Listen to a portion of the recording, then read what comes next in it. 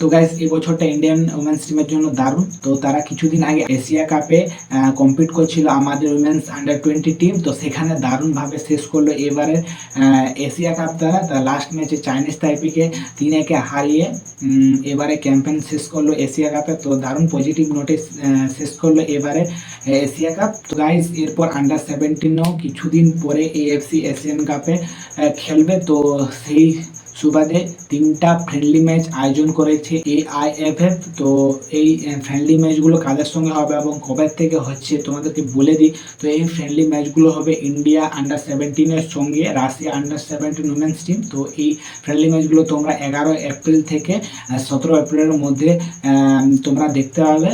তো গাইজ এই 3টা ম্যাচ আমাদের কাছে ফ্রেন্ডলি ম্যাচ হলো, সেটা খুব গুরুত্বভাবে নিতে হবে, কারণ আমরা কিছুদিন পরে AFC আন্ডার 17 উমেন্স এশিয়া কাপে আমাদের টিম পার্টিসিপেট করবে এবং সেই পার্টিসিপেট ম্যাচগুলো এই যে রাশিয়ার সঙ্গে যেটা খেলবো আমরা, সেটা ভালোভাবে খেলতে হবে এবং গুরুত্ব দিয়ে খেলতে হবে, কারণ যে এখানে বুঝতে পারবো যে আমরা কতটা ভালো খেলতে পারছি এবং কেমন ট্যাকটিকে খেলছে আমাদের মেয়েরা। তো এখন সেই দিকেই দেখার।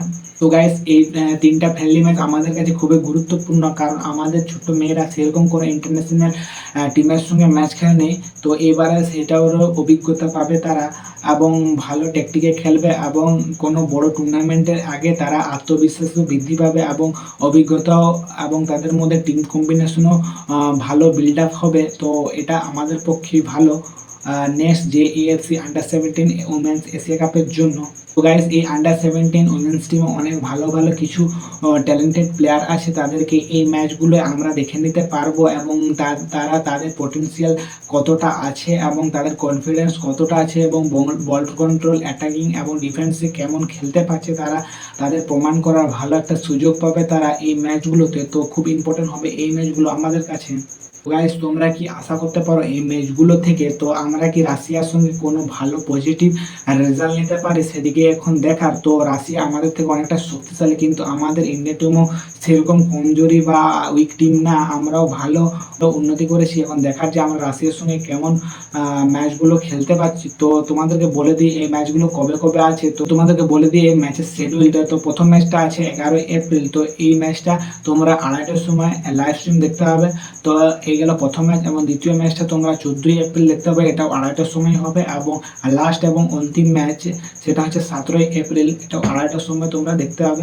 তো এই ম্যাচগুলো গাইস তোমরা কেউ মিস করবে না, খুব ইন্টারেস্টিং হবে আমাদের মেয়েদের জন্য। তো এখন দেখা যায় আমাদের ইন্ডিয়ার টিম রাশিয়ার সঙ্গে কেমন খেলছে এবং কতটা পজিটিভ রেজাল্ট এবং ভালো গেম প্লে দেখাতে পারছে, এখন সেদিকেই দেখার। তো গাইস ইন্ডিয়া আন্ডার 17 মেয়েদের জন্য এই 3টা ফ্রেন্ডলি ম্যাচ খুবই গুরুত্বপূর্ণ এবং তারা তাদের ট্যালেন্ট এই মঞ্চে ভালোভাবে দেখানোর জন্য। তো এখন দেখি যে তারা কতটা নিজেদের ট্যালেন্ট দেখাতে পারছে এবং এই সুযোগটাকে সদ্ব্যবহার করতে পারছে। তো এখানে যদি তারা ভালো পারফরমেন্স দেখায় এবং তাদের ভবিষ্যৎ তাহলে উজ্জ্বল। এখন দেখার কি কেমন পারফরমেন্স দেখাতে পারছে এবং এই আন্ডার 17 এশিয়া কাপে বা এই ম্যাচগুলো থেকে আমরা এরকম কোনো প্রমিসিং প্লেয়ার পাচ্ছি কিনা, এখন সেদিকেই দেখার। তো এখন দেখার যে খুব ইন্টারেস্টিং হবে এই ম্যাচগুলো, তো তোমরা কেউ মিস করো না গাইজ। তো গাইজ তোমাদের কি মনে হয় এই 3টা ম্যাচের সিরিজে আমরা কি কোনো পজিটিভ রেজাল্ট নিতে পারি বা রাশিয়ার সঙ্গে জিততে পারি? তোমরা তোমাদের ওপিনিয়ন কমেন্টে জানাবে। তো এরকমই ইন্টারেস্টিং ইন্ডিয়ান ফুটবলের আপডেট পেতে এক্ষুনি লাইক, শেয়ার এবং সাবস্ক্রাইব করে দাও। তো ঠিক আছে গাইজ, দেখা হচ্ছে নতুন কোনো ভিডিওতে।